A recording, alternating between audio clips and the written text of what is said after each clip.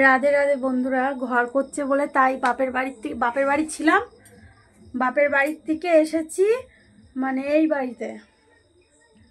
তা শাশুড়ির বাড়ির থেকে একবার করে খাবার নিয়ে আসে। আর এই যে তোমাদের দাদা ভাই রুটি নিয়ে এসেছে, এতে মনে হয় 3টে রুটি আছে, আর এতে একটু ঘুগনি কিনে নিয়ে এসেছে। আমি মাছটা খাই, মাংসটা খাই না আগাগোড়াই। তোমরা আমাকে একটু সাপোর্ট করো বন্ধুরা, তোমাদের সাপোর্ট আমার খুব প্রয়োজন।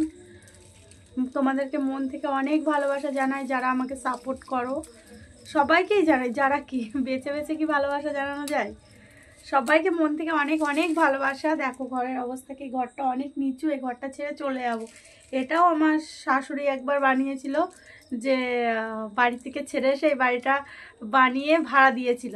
একদিন দুদিন মতো রাগ করেছিল, দিয়ে ভাড়া দিয়ে দিয়েছিল, দিয়ে ভাড়াটিকে তুলে দিয়ে আমি আবার ছিলাম না ছিলাম। থাকার পরে সে তো একদিন থেকে চলে গেল, আর আমার 5টা বছর কাটিয়ে যেতে হচ্ছে এখানে। আমি আবার আলাদা ঘর করছি। ঘর করতে হতো না যদি আমাদের মানে কি বলবো বনিমানা থাকতো, তাহলে ঘরটা করতে হতো না। আলাদা জায়গায় ঘর করছি, সেখানে গিয়ে থাকবো বলে। শাশুড়ির বাড়ি রাস্তার ধারে, ওখানে থাকতে পারি না গিয়ে একসঙ্গে।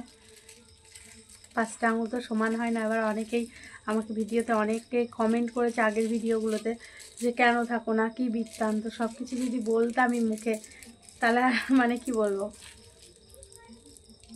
সব কিছু বলাও যায় না। কি ইয়ে করে এক হাত দিয়ে খোলা আছে।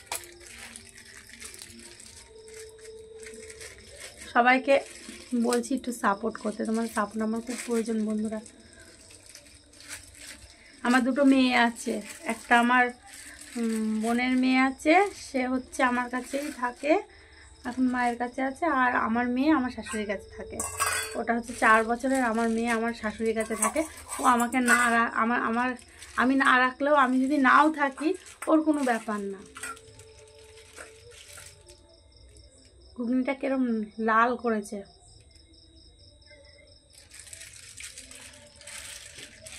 লাল লাল ঘুগনি খেতে আমার খুব ভালো লাগে। সেন্টটাও খুব সুন্দর বেরাচ্ছে। কটা রুটি আছে দেখি তো? না 3টে না, 4টে আছে। একটা ওই সামনে কুকুর বসে আছে, তাকে দিয়ে দেবো। সারাদিন বাড়ি না থাকলে, মানে ও বাড়ি না থাকলে আমি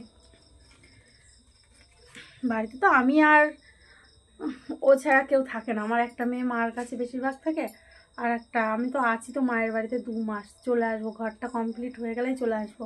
আর ঘর করলে প্রচুর কাজ, বাবারে বাবা। এখন মোটামুটি কোনো রকম করে উঠবো, হাতে পুঁজিও বেশি নেই।